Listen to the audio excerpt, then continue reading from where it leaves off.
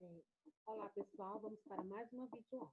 No capítulo anterior, nós estudamos, né, como se dão o nascimento, a vida e a morte de uma estrela, tendo o Sol como modelo. Né? O Sol, na verdade, ele é a nossa principal estrela, e a Terra e os demais planetas e as luas, elas formam o sistema solar. Então, aqui dentro desse capítulo, nós vamos ver como é que se formou esse sistema solar, quais são os corpos celestes que compõem esse sistema solar, por que os planetas, as luas, é, na verdade, orbitam esse sistema solar, né, ao redor dessa estrela que nós chamamos de Sol, onde está localizado esse sistema solar, qual é a nossa galáxia. Né? Então, neste capítulo, nós vamos nos aprofundar um pouco mais acerca de informações sobre o sistema solar e seus principais componentes. Esse é o nosso assunto. Para nós iniciarmos aqui, a gente vai falar sobre como esse planeta, como esse sistema solar surgiu. E a partir daí, é, a gente vai ver aqui a teoria ou hipótese nebular. Assim como a Terra, então, outros planetas e corpos celestes que orbitam o Sol, eles formam o que nós chamamos que são o sistema solar. Então, ainda existem muitas pesquisas, também nós temos muitos trabalhos e discussões sobre essa questão dessas teorias ou hipóteses da formação desse sistema solar. Entre elas, que nós vamos trabalhar aqui, nós temos o quê? A teoria ou hipótese nebular. Tá? Essa teoria que é a mais aceita. Então, essa teoria ela foi proposta em 1755 pelo Emmanuel Kant, mas foi difundida, ou seja, ela foi desenvolvida em 1796 por Pierre Simon. Tá? Segundo essa teoria, o sistema solar ele teria se originado há cerca de 4,6 bilhões de anos a partir de uma estrutura que nós chamamos que é a nebulosa, que nós já vimos no capítulo passado falando sobre essa questão da nebulosa, que é o local onde nascem e onde morrem as estrelas. Então, na verdade, essa nebulosa é uma enorme nuvem formada por gás e poeira, né, que segundo Simon, ele considerou que como todos os planetas eles estão no mesmo plano, então, na verdade, eles giram em torno do Sol sempre na mesma direção e também giram em torno de si mesmo na mesma direção. Claro que aqui nós temos uma exceção, com exceção do planeta Vênus, né? Assim, eles só poderiam se giram na mesma direção, né?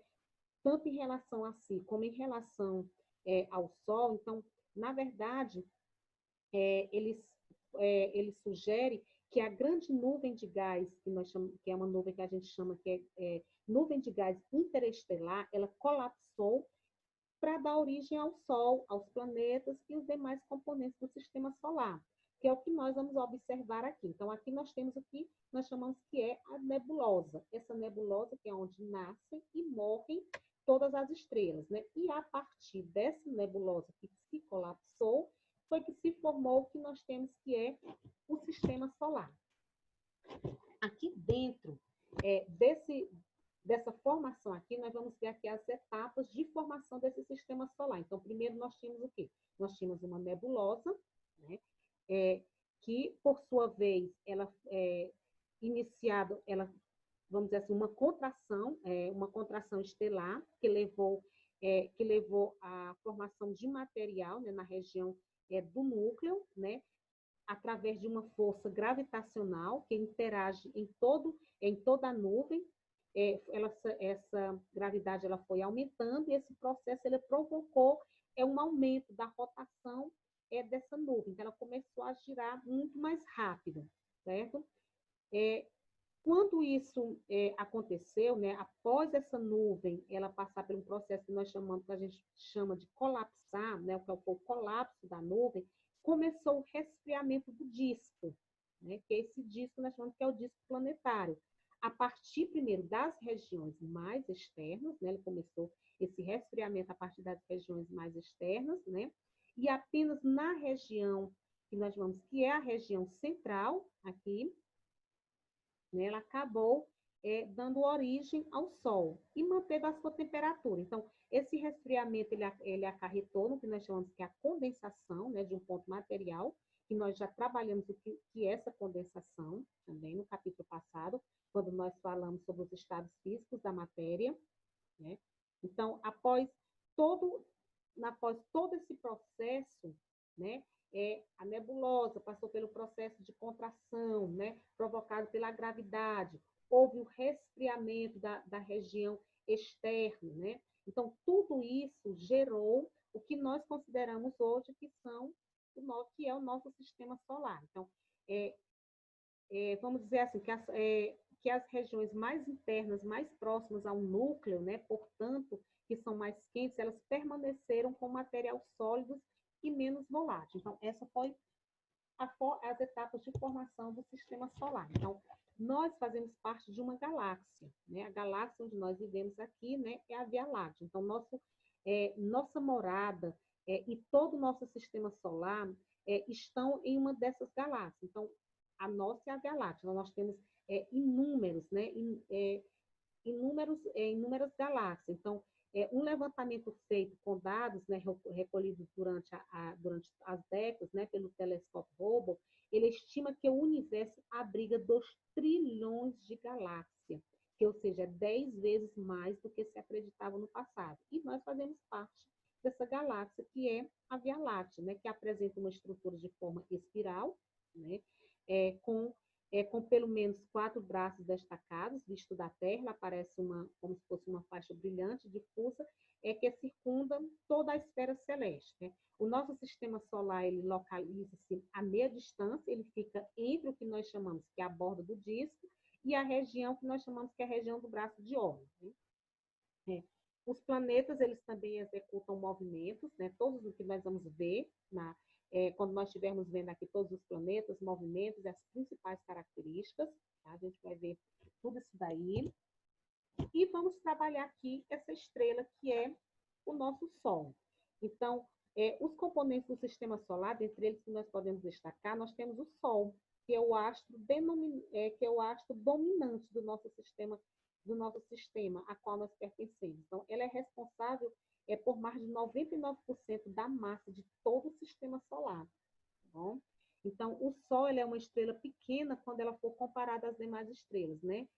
Mas sem ele não haveria vida na Terra. Então, os planetas do sistema solar eles giram ao redor do Sol, né? E com eles giram em torno da Via Láctea, dando uma volta completa ao redor da Via Láctea, cerca de 225 milhões de anos. O Sol também ele realiza um movimento de rotação que nós chamamos, que é o movimento de rotação equatorial, que dura cerca de 25 dias. Então, o Sol ele possui uma temperatura superficial que está em torno de 6.000 graus Celsius, né? E sua massa é cerca de 330 mil vezes maior do que a massa da Terra. Então, o núcleo do Sol ocorre um processo de geração de energia, que nós chamamos de uma energia nuclear, certo?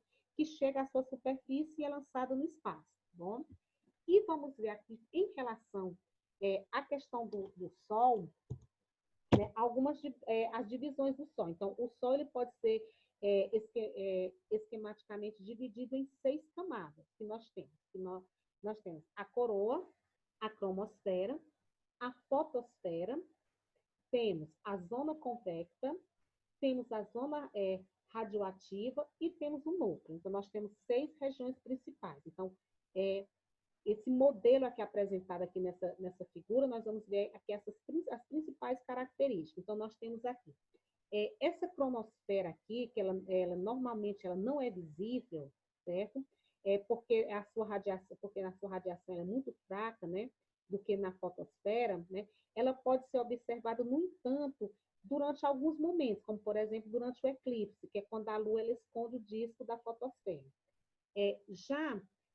Quando a gente está falando dessa cromosfera, que ela se estende por cerca de 10 mil quilômetros acima da fotosfera, e a sua temperatura ela acaba aumentando muito. Então, acima dessa que nós chamamos que é a sua fotosfera, então, acima dela, né, dessa fotosfera, nós temos aí a cromosfera. Essa cromosfera que nós vamos trabalhar aqui, ela encontra-se a coroa, dá para vocês perceberem aqui, que é a camada mais externa e longa, né, e rarefeita da atmosfera do Sol, que tem forma e tamanhos variáveis, certo? Ela é melhor observada, essa região, durante eclipses, Pois apesar de ter um brilho equivalente ao brilho da lua cheia, ela fica obscura quanto a fotosfera é visível. Então, é, da coroa, da coroa ela vai emanar um vento que nós chamamos que é o vento solar, que é um fluxo contínuo de partículas subatômicas, né? E temos a fotosfera.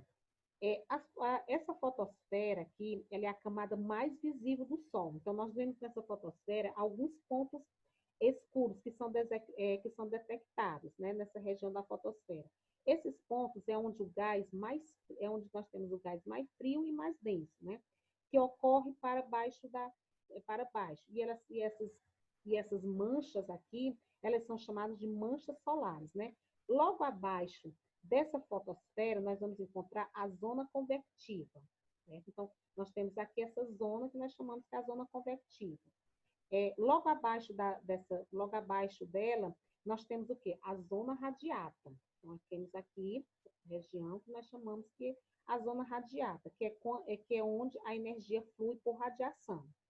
E logo abaixo da zona radiata, nós temos o núcleo, sua temperatura é cerca de 10 milhões de graus Celsius, e a região, na verdade, o núcleo é a região onde a energia ela é produzida por reações que nós chamamos de reações termonucleares, que nós chamamos que é a fusão nuclear. Tá? O nosso sistema solar, que nós vamos trabalhar depois, cada planeta desse, cada característica dessa, como é que ela está dividida, então nós temos aqui, dentro dos planetas, nós temos aqui as faixas internas, que são os núcleos planetários, que deram origem aos planetas, né? Que deram origem ao primeiro planeta, que é o planeta Mercúrio, ao planeta Vênus, né? Ao planeta Terra, e deu origem ao planeta Marte, tá bom? Que são os 4 primeiros planetas com órbitas mais próximas do Sol. Então, eles são bem menores que os planetas que nós chamamos, que são os planetas gigantes, gasosos, que na verdade, esses 4 primeiros planetas, que são chamados planetas internos, ou também pode ser chamado de planetas terrestres. Eles são compactados, e além deles serem compactados, eles são planetas rochosos, e tem pouca ou nenhum satélite natural, como é no caso do planeta Mercúrio, que não tem nenhum satélite. Já os 4 últimos planetas que nós temos, que é o planeta Júpiter, Saturno, Urano e Netuno, que são os maiores e mais distantes do Sol, são constituídos de materiais mais leves. Por isso que esses 4 últimos planetas, eles são conhecidos como os planetas gigantes ou planetas gasosos, né? Cerca de 90% da massa de Júpiter e de Saturno ela é composta por gás. No caso aqui, o gás hélio e hidrogênio. Enquanto outros planetas, como Urano e Netuno, têm cerca de 20%. Então, na aula seguinte, nós vamos trabalhar aqui cada planeta, bom, vendo as suas principais características, vendo os movimentos que eles fazem, vendo a Lua e vendo também, né, as fases e as principais características da Lua.